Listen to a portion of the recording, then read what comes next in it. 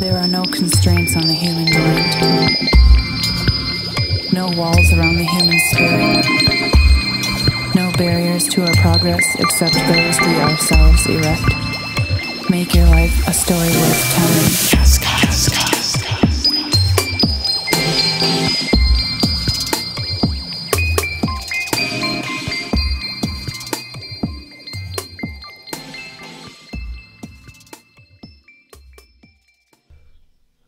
Okay guys, welcome to Kazcast episode 19. Today on the podcast we welcome Mark Ormrod.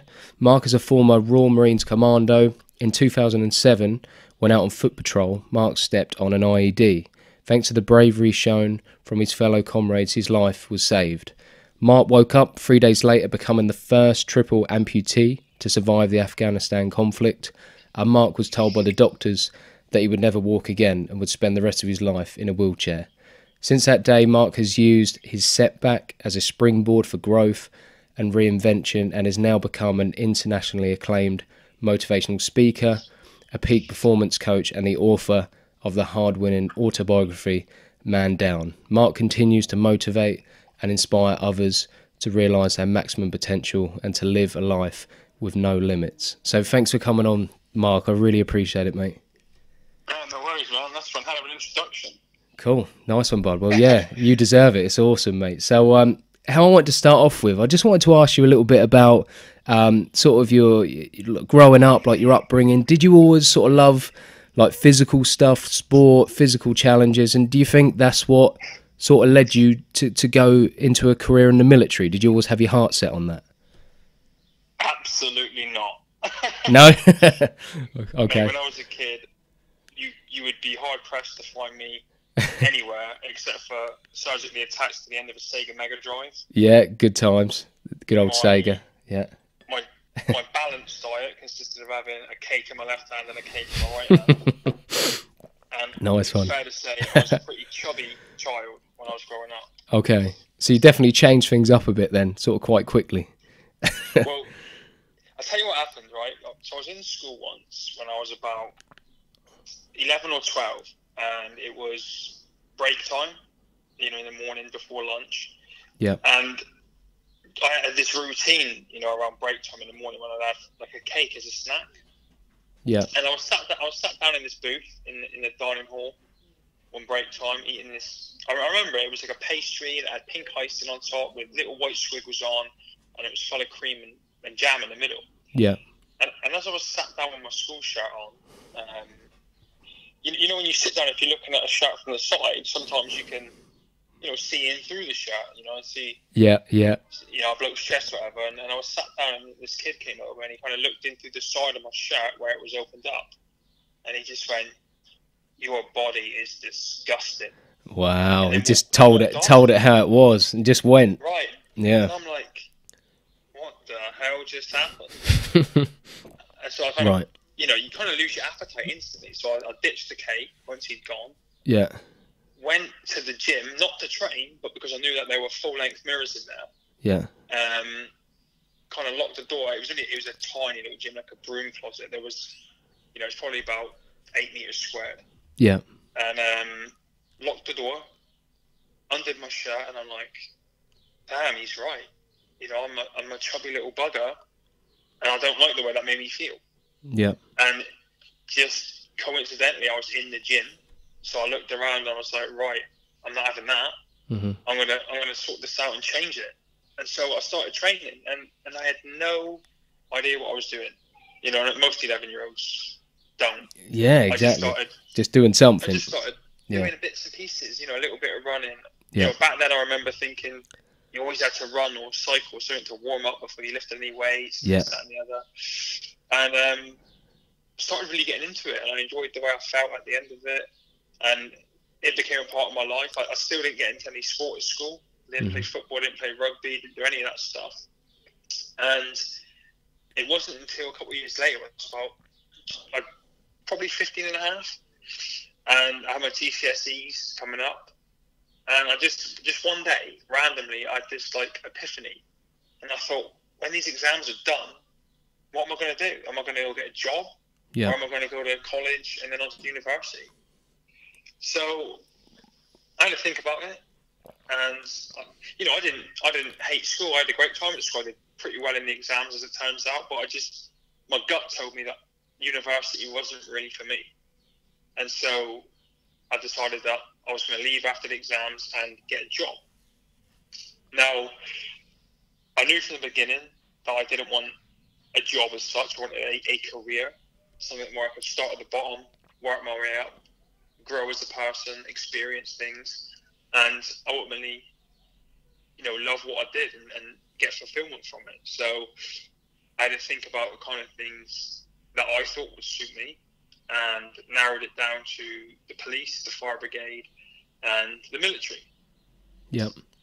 Now, I think it was just through lack of education, really. I didn't really know everything about what the police did. I didn't know everything about what the fire brigade did.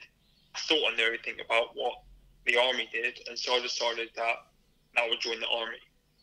So I went to the career centre before the exams, got the paperwork, had my parents look it over, and they had to sign it because I was too young to apply myself. And when I was doing all that, I found out that I had an uncle who was a captain in the Marines. And he didn't live that far away from me. But, I knew him obviously growing up, and he was out of the military at that point, so I never really knew much about his background. But we went to see him, and he talked to me about the Marines and told me a little bit about what's different in the Marines compared to the Army, the Navy, and the Air Force. I went back down to the career centre, spoke to the Royal Marine recruiting guy down there, and I remember he sat me down and he popped this VHS cassette into the video player, and I watched this video. I'd seen the Army one and everything before, and this thing just had me. I saw guys jumping out of planes, guys on fast boats, guys in the Arctic, guys in the jungle, and everything. And I was like, these guys can do it all. This is what I want to do. So got that paperwork, got that signed up, went back to school, finished my exams. Like I said, I did all right. I got 9 A to C's. I got 1 D in geography. That was it. So I could have easily gone on to college and university from there. But just signed up at 16. Yeah. And then after the exams, sat around and waited for a little bit. I started training, getting myself physically fitter and stronger, researching the Marines, a bit of the history. Did you adjust once you sort of found out you was going in the Marines, did you sort of adjust your training at that time, training that you thought at the time, okay, this is going to get me to where I need to be ready for this, the 32-week training course? Well, they give you handouts when you go back to the career centre and you're waiting for your date, and then they give you a guide. It's broken down week by week. You do a bit of running, a bit of upper body, then you introduce boots to the runs, bit of weight to the runs, that kind of stuff. So it was all written out for me. I just had to follow it until I did my potential Royal Marines course, which is just a 3-day hammering. Yeah. Managed to pass that. Yeah. And then February 2001, when I was 17, started recruit training. So this was, what a quick sort of turnaround, like you say, from that sort of when you were 11, 12 to 16.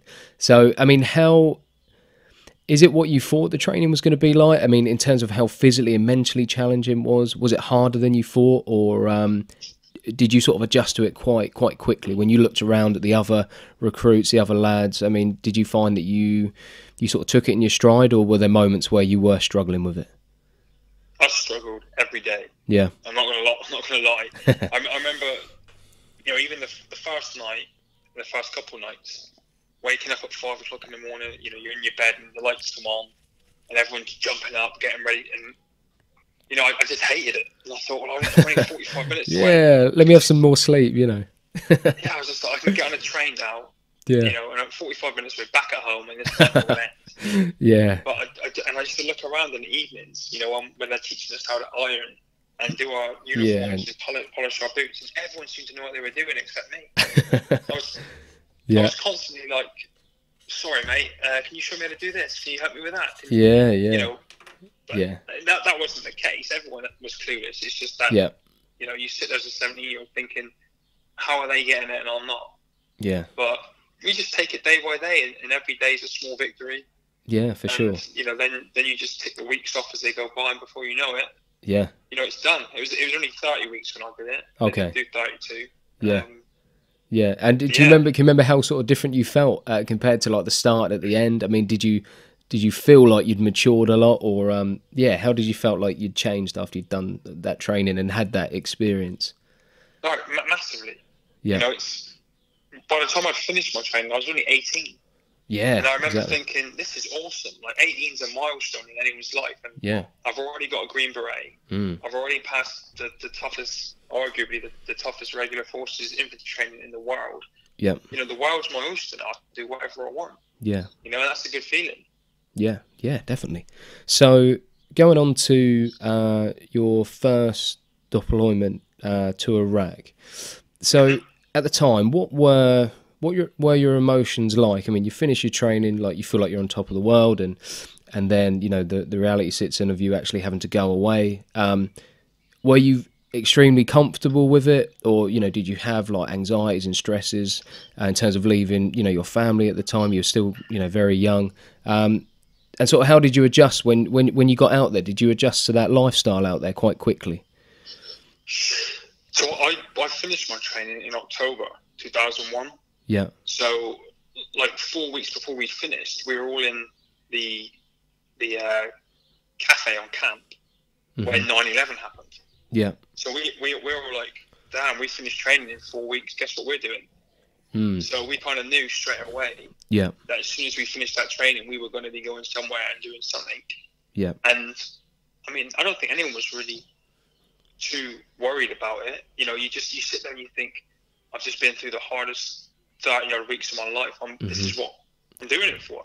And I had no idea what, you know, I thought that when I finished my training and went to a unit, that every day was going to be like it was when you're in training, where you just rush around like a lunatic, you get 2 minutes to eat.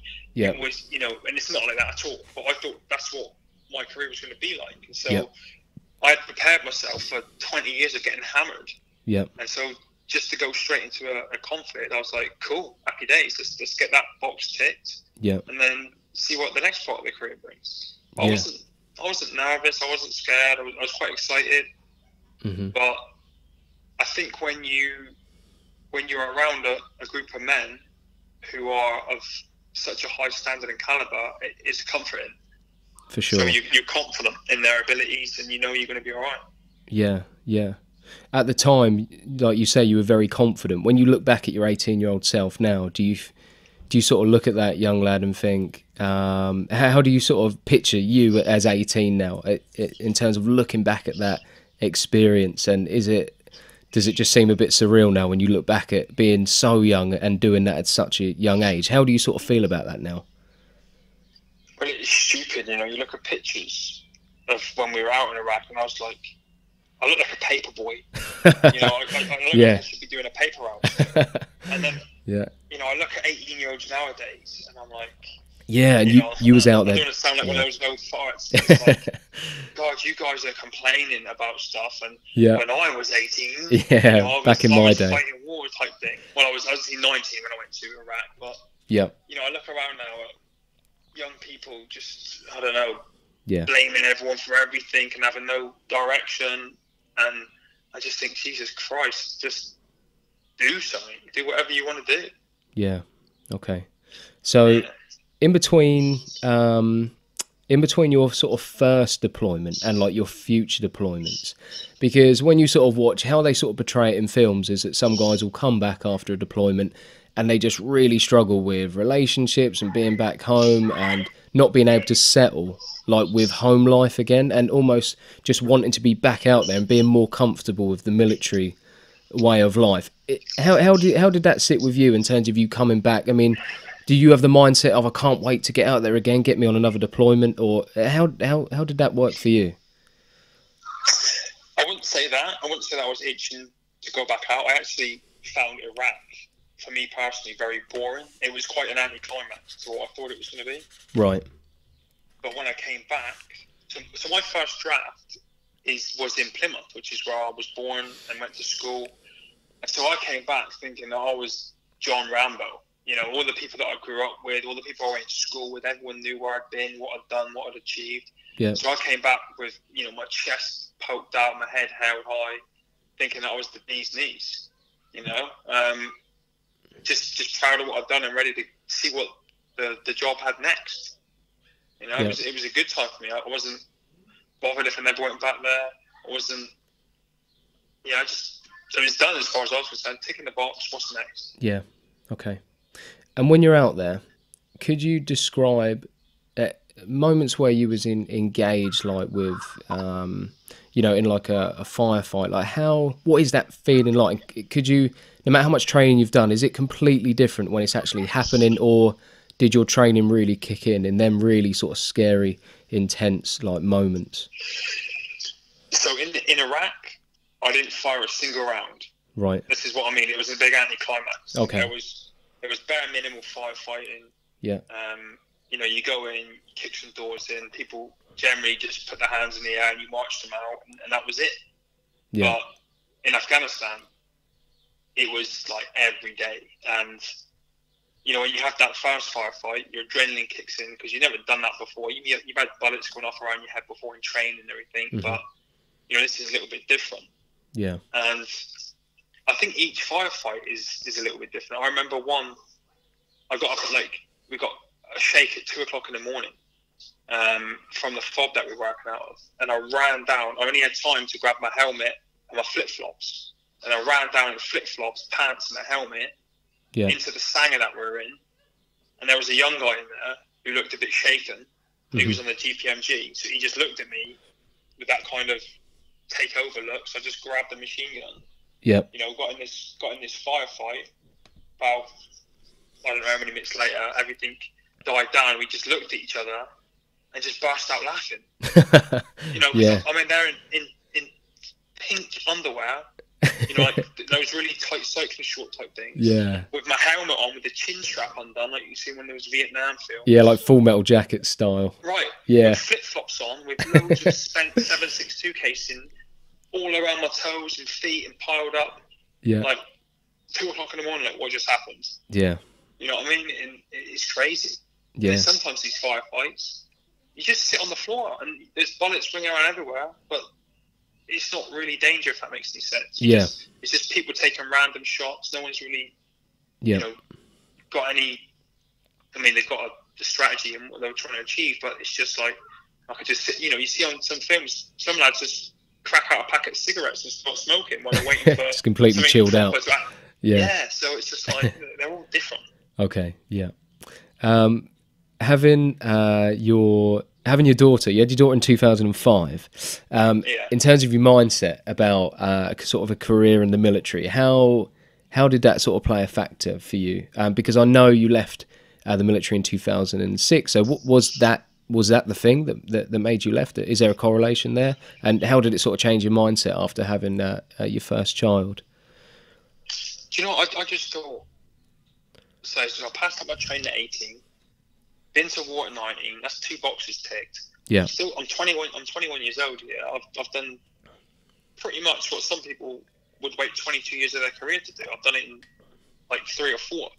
So I could happily leave and have no regrets and always look back with pride and say, I did what I wanted to do. You know, what's next? So I was content that I achieved that and thought, right now, time to move on. Time to do something different while I'm still young. And enjoy civilian life, I guess. So I left in 2006. Yeah. Okay. And at 2006, you worked as a bodyguard for that year. And then you returned to the military in 2007. So what was your thinking behind that, between that year, what happened in that year, and what sort of drew you back to the military? So things didn't pan out with my daughter's mother. We separated in that, before that actually. And after I did the bodyguarding course, I came back from South Africa. I started working as a nightclub doorman, and it was a bad time in that industry where they had just introduced licensing to the SIA. Yeah. And it sounds like an exaggeration, but you know, some of these nightclubs that you worked at, you could stand there and get punched in the face, and then get arrested for hurting somebody's knuckles with your face. It was ridiculous, and you know, it was really volatile at the time, and I got in a little bit of trouble. You know, you could just see that this wasn't going to be a good route for you, like for the future. No, you could see that. Yeah, absolutely not. And I was at that time, renting rooms and sofas off friends. Yeah. No real place to live. And I was just like, I need some security. I need to go back to, what's comfortable to me and what I was good at. So decided to rejoin the Marines back in 2007. Okay. And that's what I want to go on to next. So in the early hours, so Christmas Eve, 2007, when you had your accident, I want to ask you, when you look back at that and when the accident happened, do you have any clear memories of what happened, or did it happen so fast? And what memories have you got, and then minutes after you stepped on the IED? Yeah, I remember it all. We were just going back into camp after our patrol. There were 2 sections of us out, and we were given overwatch for the other guys to go back in. They were then going to get behind the perimeter wall. They were going to give us cover. We were up on a high feature, so they were going to look after us while we came down, and then peeled back into camp. And then we were going to have 3 days R&R for Christmas. Now, when we were all getting into position to cover these guys, I went to get into my position, which was on my belly. And as I knelt down, I knelt on this improvised explosive device. Yeah. I do remember everything after it. I won't go into full detail, but it basically involved me being sat in a crater, which ended up being, I think, 12 feet deep by 15 feet around after the explosion. Yep. All the guys in my section were phenomenal, because in that situation we get trained not to run in and assist a casualty, because you risk setting off any other devices that might be in the area. Yeah. So everyone has a predetermined task, like one will go on the radio and call in the 9-liner and the evacuation. One will set up a defensive call in case there's a small arms follow-up attack. The guy closest to you will slowly and methodically prod the ground to check for any other devices and clear a safe route for when the medic gets there. And they all, did that perfectly. And the medic got to me. We were right outside the camp anyway, so he got to me very, very quickly. Scrambled up onto the high feature that we were on, jumped in this crater, gave me some morphine, started putting tourniquets on my legs and my arm, and then dragged me onto a stretcher. Now, when he dragged me on the stretcher, I felt a sharp pain in my right leg. Yeah. So I looked down to where the pain, and then you got to imagine in this, there's adrenaline through the roof. Everything's going 150 mile an hour. I'm panicking, thinking I'm going to die. He's panicking, thinking I'm going to die. Everything's rushing by, 1,000 miles an hour. And I felt this sharp pain, so I looked down to my leg, and coming out of my thigh was like a thin piece of rope. Yeah. And it went, I followed it, and it was on the ground covered in sand and claret. It went into a boot. And so we picked the boot up, which still had my foot in it. Yeah. And the medic had to put that on my stomach. He somehow evacuated me off this high feature. I don't know how, because I had my eyes closed the entire time. Put me in a vehicle. The vehicle started driving back to the camp. It started going up the incline, and the ground was very loose and unstable. So the guy driving had to be quite aggressive. As he was driving up, he hit some bumps, and the medic fell out the back. Then I fell out the back, and he swung around and grabbed the femur bone poking out my leg and held me in. Yeah. And then the last thing I remember is this helicopter landing and the tailgate dropping, and that was when I died. Yeah. Incredible, Mark. But thank you for going into detail and sharing that with us. I really appreciate it. So you woke up 3 days later in hospital. When you woke up, what was going through your mind? And at that point, for them days after, what were you thinking your future was going to look like at that time? Well, to be honest, in the beginning, you're so whacked off your nut on pain relief. Yeah, a lot of that nothing bothers you. Yeah. I spent about 2 days just hallucinating. And this not really knowing what was going on. I had these. You remember Will Smith and the Fresh Prince of Bel-Air? Yeah. He had that high fade, high top haircut. Yeah. So I had three Will Smiths come to visit me. One with a little high top fade, one with a medium, and one with a big one, like that house play, kid and play movie back in the 80s. Just coming, these three Will Smiths coming to visit me. In my room. It was bizarre, but the doctors and nurses, the way they weaned me off the medication was so good. Okay. That each day, it was less Will Smiths. Of a grip. Yeah. Say again? I said there was less Will Smiths as they slowly weaned you off. Yeah. But they did it in a way where each day I could gradually understand what was happening and where I was. Yeah. So that I could accept it in the right way. Okay, that makes sense. Cold turkey. Yeah. Turn it off. That would have been too much. Yeah. Right. Okay. And it was brilliant. And then I kind of, I think I did a week in intensive care, and by like the 6th day, I knew completely what had happened, the complete extent of my injuries, and just figured out what we were going to do to get on with it, really. Yeah, and that's what I was going to ask you. So, at that point, was there a particular moment, like a particular sort of light bulb moment that triggered your mind into thinking, okay, I'm going to make the best of the situation and reinvent yourself? At that time, was there a particular moment that triggered it, or was it a really long, gradual process to get to that point of where you was able to get a positive mindset again? No, I mean, I think I was just really lucky. I had ridiculously good support from the Royal Marines from the minute that I was injured. All my family were taken care of. There was no stress for that. They got brought up from wherever they were to Birmingham. They were looked after, put in accommodation. They were fed, watered. All that was looked after. And everyone around me was just trying to be positive, which made me feel good. Yeah. And I remember thinking, probably about 2.5 weeks into it, because I was proud of, being a Royal Marine. And we were about, I don't know the exact age, but we were over 300 years old at that point, like 347 years old maybe. Yeah.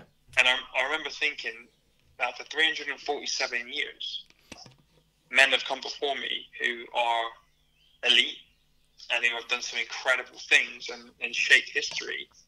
And I'm not going to be the guy that lets them down. Yeah.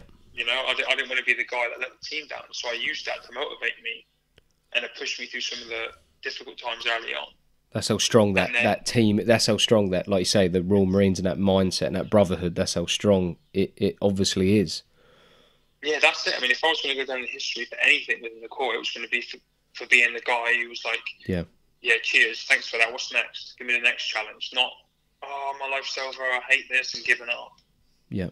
So that was a motivator. And then probably 5 weeks into that hospital stay, I was visited by an army guy, Mick Brennan, who lost his legs in Iraq, and he told me all about prosthetics and talked me through the process of getting them, fitting them, how difficult it was going to be. And I was like, right, I'm good to go. Get me out of this place, get me to rehab, give me some legs, and let's do it. Okay, so that's what we did. Yeah. So how long was the gap in between? Because I know you went out on a trip to Oklahoma in the States, and you did a 3-week boot camp. To get used to the new legs. How long was that from when the accident happened to when you went out to Oklahoma? And when you went out to Oklahoma and you did the 3 weeks out there, how challenging was that? How great are them guys out there? And now you're actually mentoring others, I understand from what I've read. How did that come about? You getting the opportunity? Is it Dream Team Prosthetics? It's called. It is, yeah. Yeah. So I got hit on Christmas Eve 2007. I went to rehab after hospital in February 2008, and I went to America on the 9th of June 2009. Yeah. And in between that time, obviously, I was doing rehab at Headley Court, just getting the basics squared away with the legs, learning how to use them, building up my fitness, my stamina, trying to use them and wear them for longer and longer each day. But I went out there because I found another triple amputee online out in California who was one of their patients, who was doing all the things that I wanted to be doing, but was finding really difficult. So I thought, I got to reach out to this guy, ask him to mentor me, because that's the only way I'm going to be able to take back charge of my life, because as brilliant as all the physios and the doctors and nurses were, he's been through no it. one's going to teach. Right, nobody's going to be able to teach me to use these things as good as this guy that uses them every day. So I went out there, spent 3 weeks with Cameron and his team.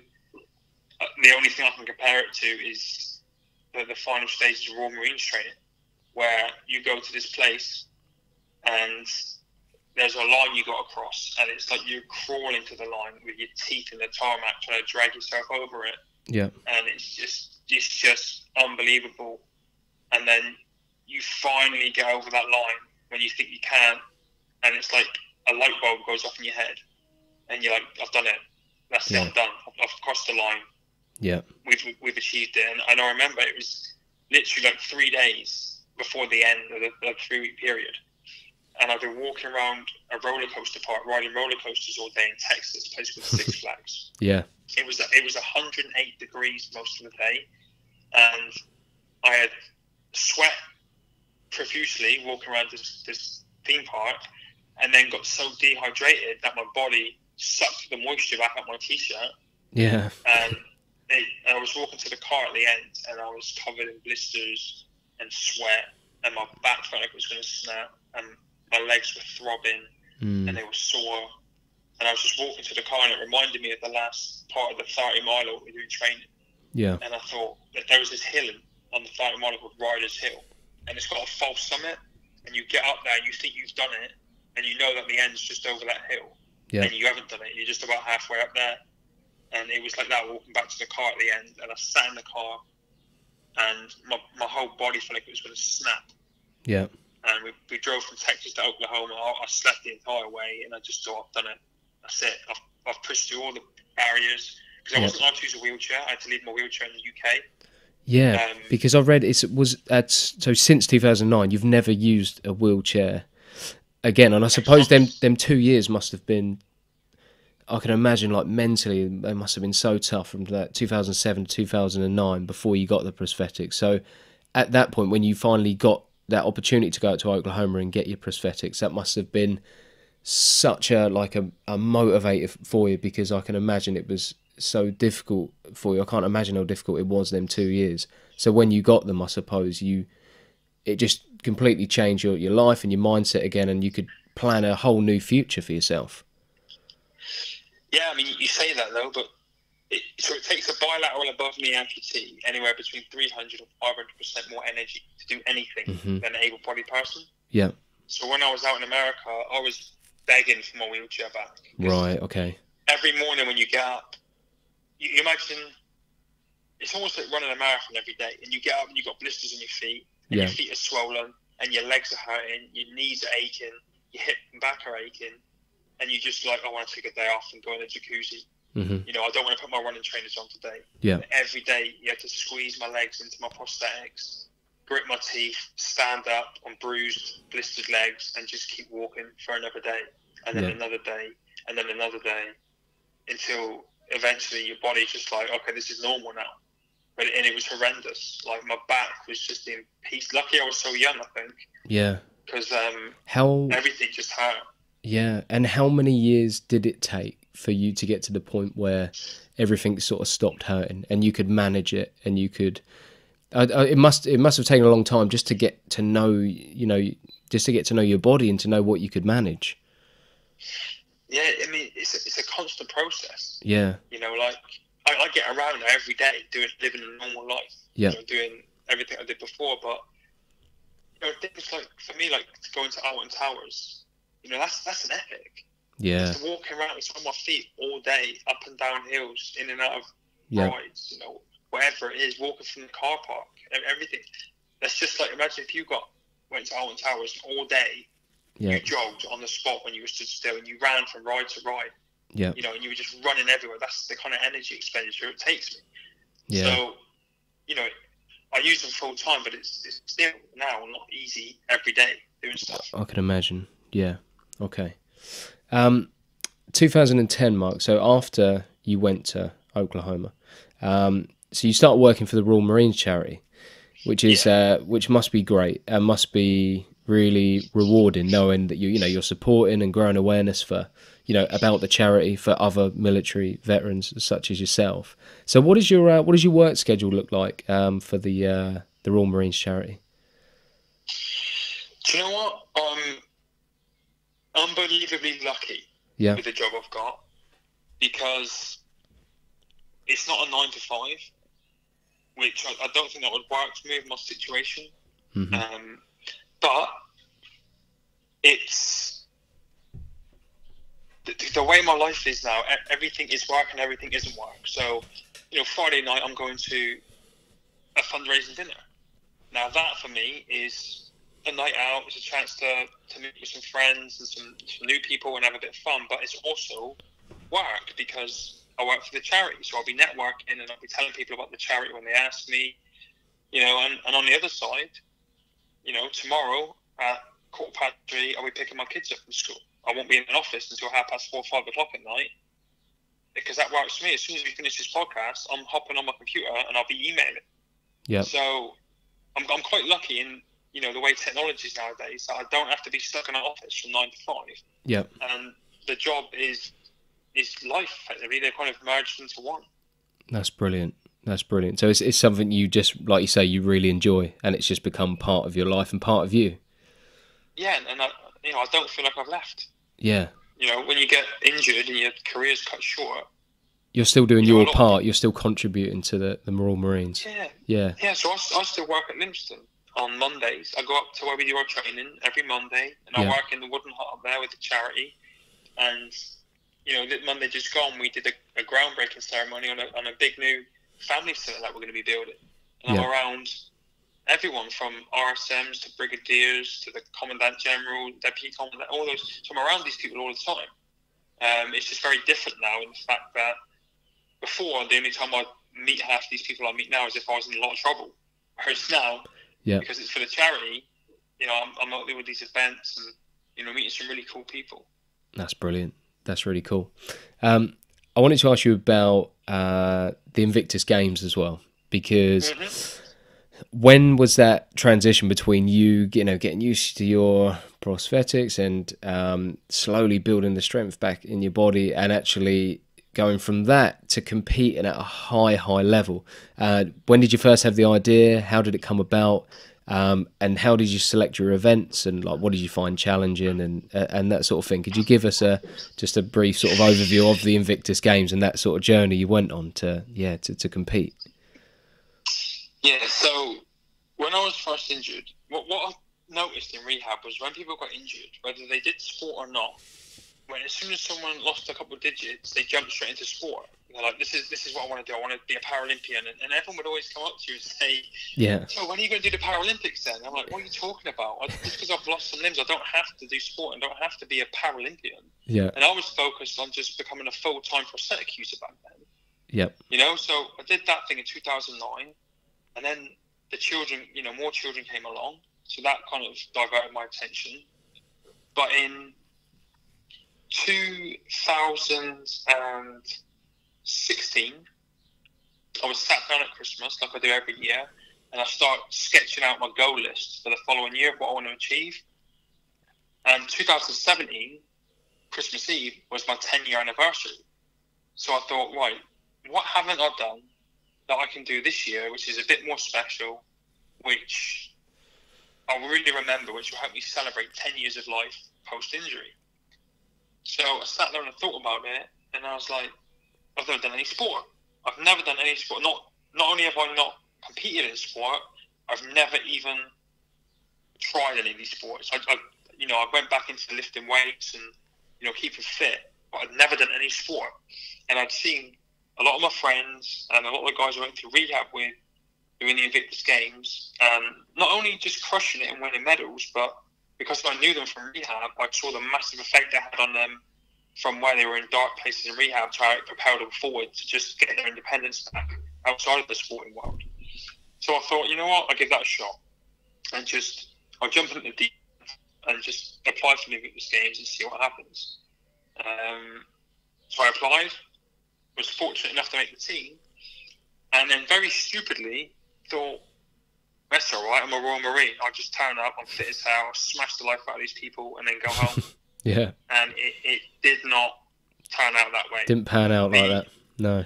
The first training introduction session I ever went to was for rowing, and I was like, it's only 4 minutes. I can do anything for 4 minutes at full pelt.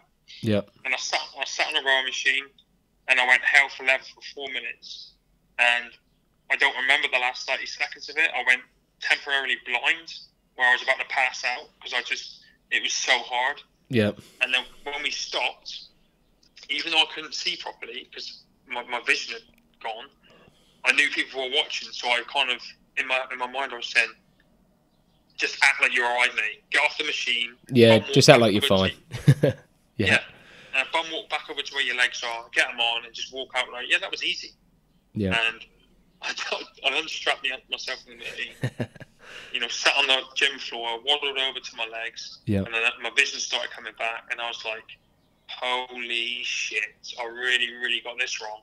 Yeah. I'm going to have to really put some thought into the training now, because there's no way I'm going to win anything if I just turn up arrogant as shit, thinking I can just beat everybody. Yeah, so that was like, a huge like wake up call to the levels out there and the different levels that existed. You just didn't realise that. I suppose you've always had that mindset of, like you say, that Royal Marine mindset of, super fit, super focused, smash it, don't stop, push through anything, and then, but that must have been. But I think it's great though, being a beginner. There's so much value in being a beginner in something, starting something new, starting from scratch. So, so what did you do? Get home, buy a rower, set your gym garage up, and just train. And how did you sort of structure your training from that point on, knowing that you needed to improve? How did you sort of structure that for yourself? Well, the problem with me was, with the rowing, you need a specialised seat, and I didn't have one.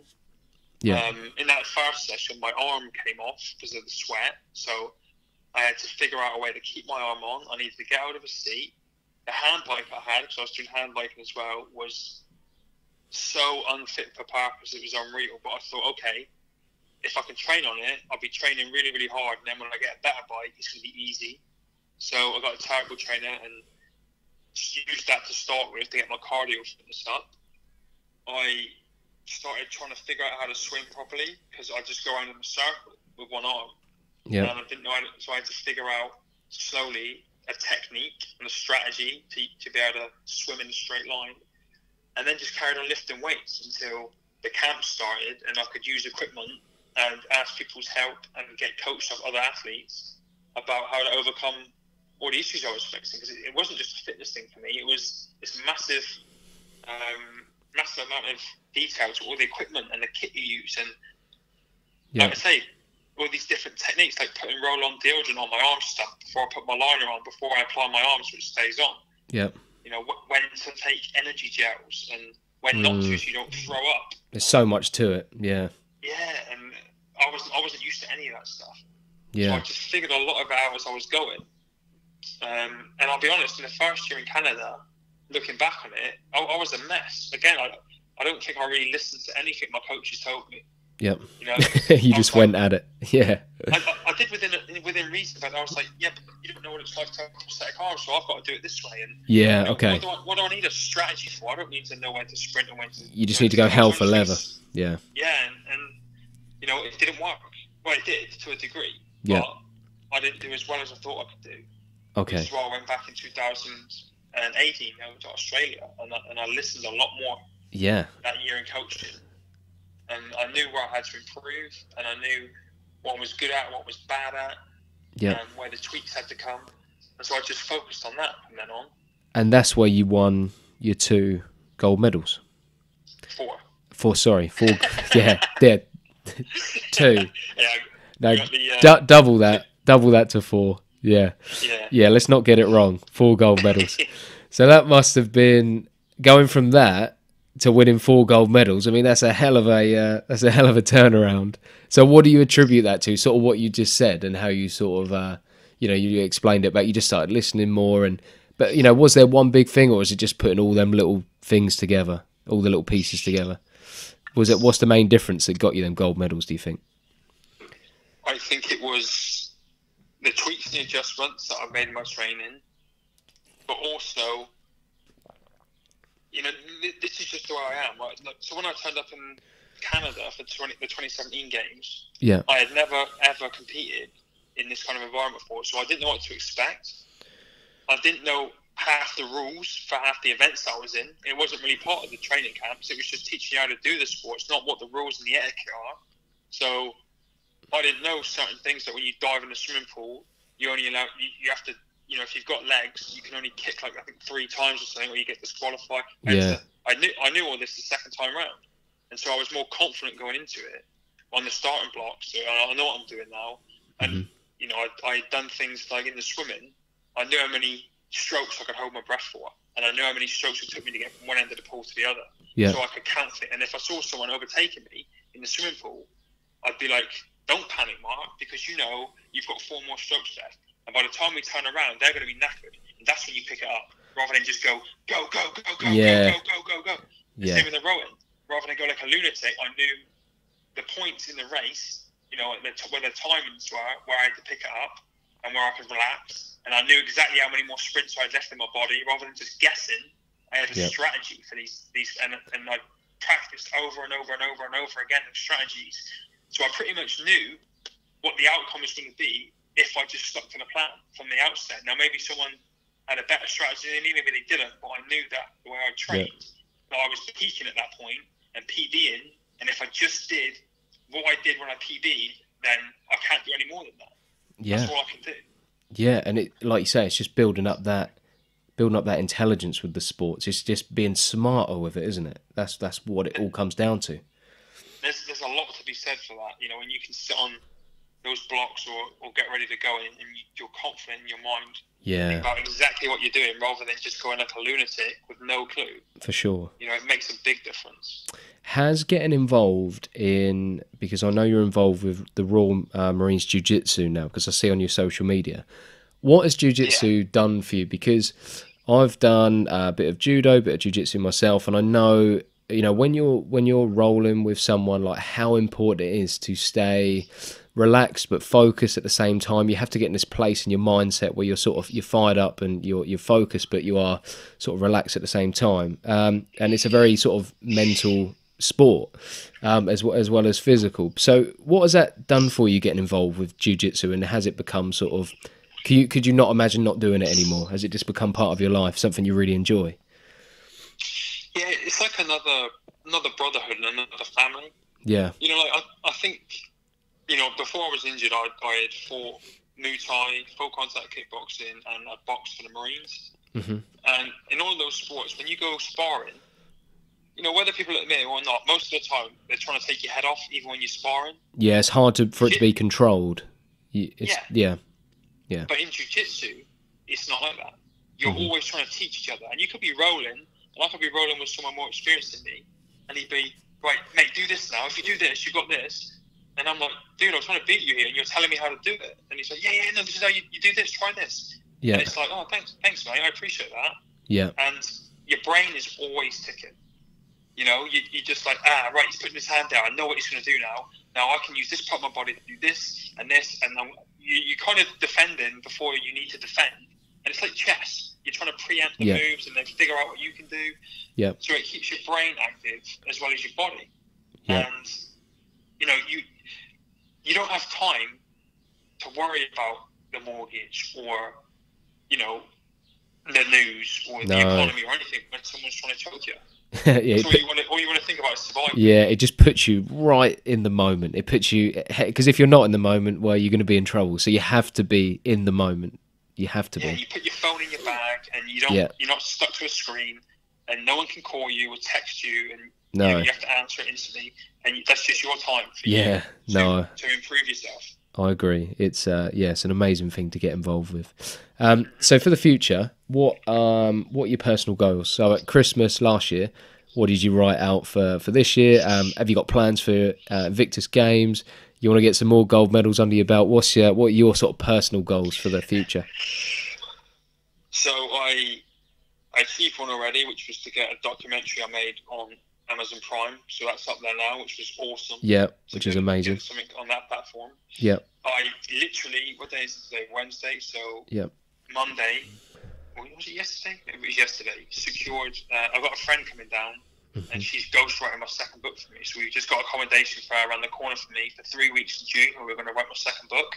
Brilliant. So hopefully that'll be finished and out by the end of this year. I want to write another one as well, but this third one is going to be more of a coaching book, where I'll just take everything that I've learned, courses from life, from bodyguarding, the Marines, the doors, everything, all these self-improvement and life hacks, if you like, and put them into a kind of life coaching book. And that's it, I think. I mean, sounds great. I'm trying to take my foot off the gas a little bit and enjoy life, rather than just be zooming all over the world and trying to achieve goals all the time. I want to just chill out a bit and just do one or two things rather than 15. Yeah, sounds great. Cool. So I wanted to ask you as well a little bit of advice.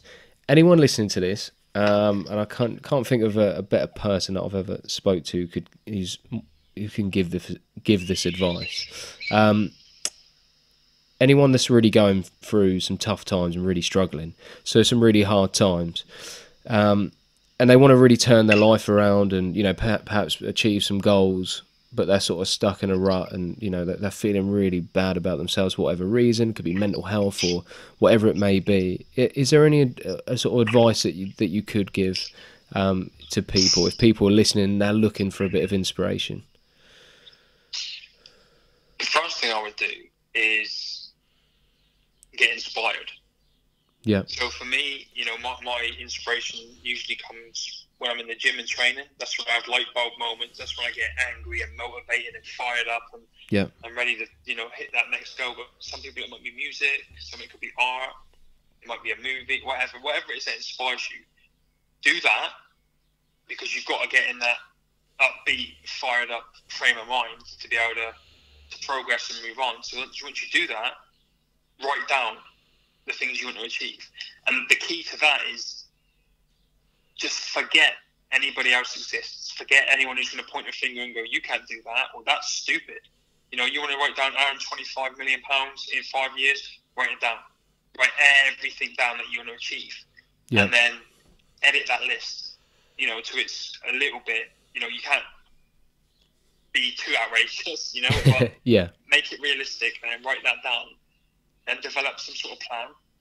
You know, for me, I usually reverse engineer my entire year from December in 12 months' time back to the December that I'm writing in, and break all my goals down. And one of the most important things, once you've done all that, once you're inspired, once you've written your goals down, once you've got a plan, is you've got to get around the right people. Yeah. Because there's nothing worse when when you wake up, and everyone knows these kind of people. You wake up, you know, you maybe go to work and you're motivated, you're excited, you've heard a great song on the radio, you know what you want to do that day, and then in comes Bob, the morale vampire, who just sucks the life out of everybody. You know, no matter how great the world is, he can tell you the bad. Just either ditch those people, just be ruthless and ditch them, or if you can't do that, just limit the time you spend with them. Get yourself around people that are motivated and inspired. I've got a WhatsApp group filled with ex-military people. We meet up. We went and met up this morning, a couple of us, and we bounce ideas off each other, and we encourage each other. You know, we're always texting, motivating. Can I help you with this? Oh, if you spoke to this guy can help you with that. Get those people in your life. Set up some sort of WhatsApp group, Facebook group, physical meeting group, and get around them and just be around those people, because they're the ones that are going to get you through the tough times and keep you motivated. Yeah, love it, mate. Awesome advice, really good. And before you go, Mark, at the end of the podcast, I always ask the guests the 3 areas of inspiration where they've been inspired and perhaps could push others onto. So, and they are like a book that you've read that's inspired you, a film that you've watched, and a person that's inspired you. So if we start with a book, have you got a book that's sort of really inspired you that you've read before? So the first one that I think that really inspired me was... there was 2. There's one by Tony Robbins. Yeah. And this is embarrassing because I've forgotten the name of it. I've got 2 of them. One's green, one's red, but they were phenomenal. They taught me a lot and set me on like a self-development path and a self-improvement path. And then, you know, I read Arnold Schwarzenegger's autobiography. Yeah. And there's so much about that man I don't think the world knows. I mean, the guy was rich before he'd ever been on a TV screen, and you know the stuff he did leading up to getting where he is now, it's nothing short of phenomenal. If you read the stuff that most people don't know about that he's done, it's incredible. And that was really inspirational to me. In terms of the film, yep.